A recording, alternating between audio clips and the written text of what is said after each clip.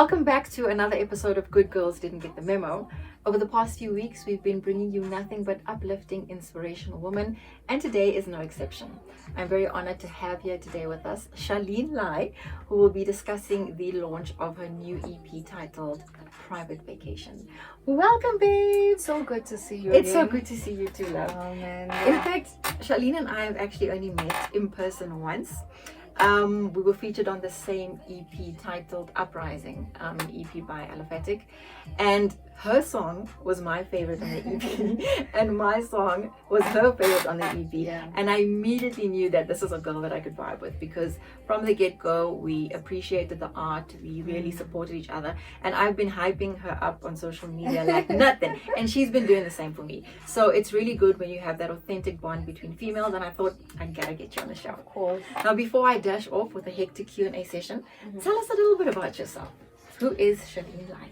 I am an artist, I'm a creator. I am just music, I'm multifaceted. So not only do I do house music, I do R&B, I do hip hop, I do trap. I make sure to explore every avenue available to me. And I think, your voice is very versatile. When I listen to your voice and I listen to, we didn't know that we were actually going to get a little listening session, but I got to listen to the entire EP, and it's amazing. It was released on the 15th of November, and it's already doing exceptionally well.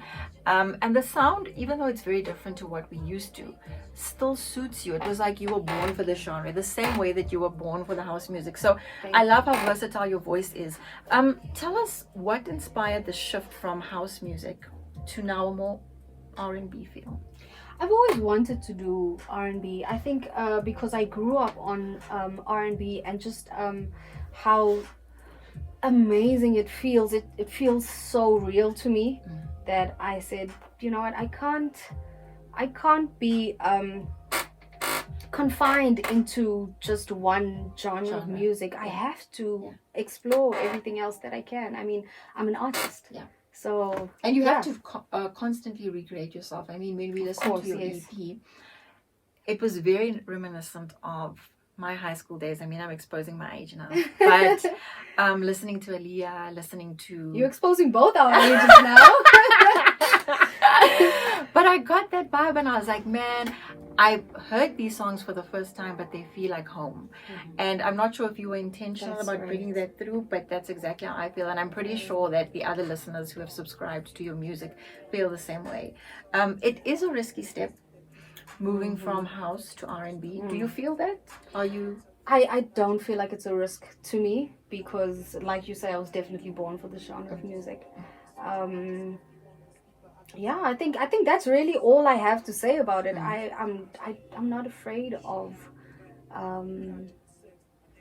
what people would say or how it will be received, because I do believe that I've given this music my all, and people will appreciate it, I think. And my, everybody who's worked with me on this project is so incredibly talented that it's almost foolproof. It's almost foolproof because they're so great. And also, I think if you have that energy behind your product, there is no way that the world can turn away. And I've always said this to people: if you have good energy behind something and you believe in yourself, even if initially there's a bit of a reluctancy to buy into it, afterwards people will flock in, and you'll see that people will then believe in you more than you even believe in yourself, if that's even possible. So I'm glad that you have that positive attitude. Earlier on you spoke about being a perfectionist. So are you the kind of girl that gets into studio and does like 1,000 takes before you're happy, or does it depend? Does it depend on your vibe? I'm definitely the 1,000 take kind of person. I'm a perfectionist. Yes, I do 1,000,000 takes until I feel like it sounds good. Yeah. Okay. I always make sure that when I'm with my producer, I get his opinion on the stuff that we're doing, especially on vocals, because I know he's very pedantic about that. So he will always be honest with me and say, girl, maybe you want to do another take. Another one. Yes, yeah. I like that because I'm the opposite. I'm like, I get into studio and then they're like, and I'm like, no, we'll just work with it. But I'm gonna learn. I'm learning. It's always good to have musicians on the show because you inspire me and I always learn a thing or two.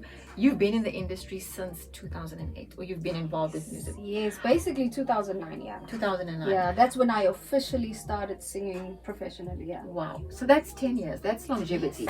How have you managed to stay relevant and, I mean, you're still as energized? I can tell. I don't know how energized you were back then, but you're really energized now.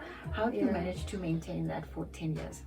Music is my passion, so it was kind of easy. It was really easy, actually.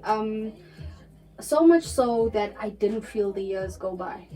I absolutely love music, and I immerse myself in the music so much that I forget the world around me. Oh, that's amazing. So I did not feel 9-10 years go by. I didn't feel it, but it definitely played a major role in how great the music sounds now. Yeah. And the quality, I mean, the EP, the production, your voice, everything is just exceptional. I mean, if we had to judge it just on quality alone, oh my God. My favorite song already is Private Vacation. I'm so glad. I'm gonna that's my literally have favorite. it. Is it your favorite? Yes, that's my girl. favorite. I'm gonna have that song on repeat. This coming week, you're having the launch of your EP, the 8th of December. Yes. Are you excited? I'm very excited. I've been thinking about, obsessing about this performance for months. Maybe probably from the time we started recording this EP, which was last year, about September. Wow. Yeah, so September of 2018, we started recording this EP, and in my mind, it would just play over and over and over what the crowd would look like, what I would be wearing, and the lighting, and this, you know. No, but that's perfect yeah. because you're creating the perfect setting. And I mean, when the day comes, it's we probably just gonna manifest pan everything out. that we think about. Exactly. Yeah. Well, I'm excited. I hope I'm invited. Of course you are. Yeah. Me and the whole Good Girls team are going to be there, capturing everything quite deep.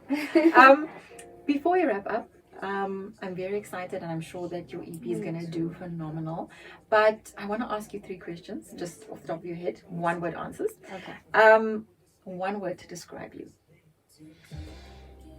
Did we take that word earlier? Mysterious. Oh, nice. I like that. Yeah. One thing that you used to believe that you no longer believe.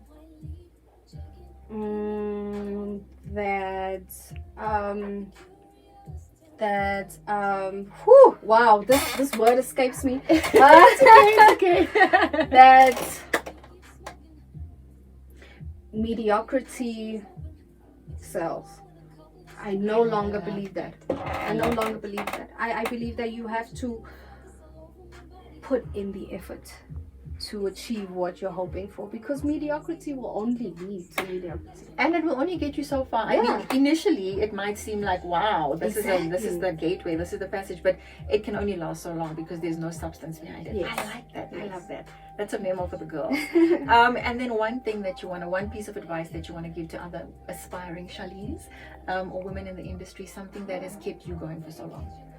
What has definitely kept me going, what has definitely kept me relevant in this industry is being myself completely.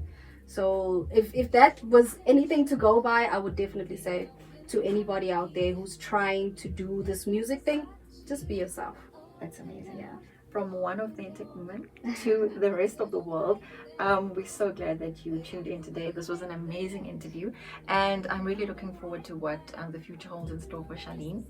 I just want to say a quick thank you to Tia at MAC Cosmetics for the amazing face beat, to Cassette Productions for capturing and bringing these visuals to life, and to Mr. Price for this amazing. Oh, yes! I shop for Mr. Price too. All the time, girl. No shame. I love it. You know what? The Price. style is amazing, and it's so cheap. It's so affordable. Like, I feel like given the amount we of can work look I used to fabulous for 180 something rand. And my budget is tight now because I've got all these episodes. I need to have a new look. I'm like, Mr. Price, you and I. Doesn't matter what the budget is, we're still gonna look good. We look good. Yeah. We look good. Charlene, thank you so much for chatting to us. Thank you so much love. for having me. Yes. It was wonderful. Please stay tuned to more episodes of Good Girls Didn't Get the Memo as we bring you more content that counts. Take care. Yay!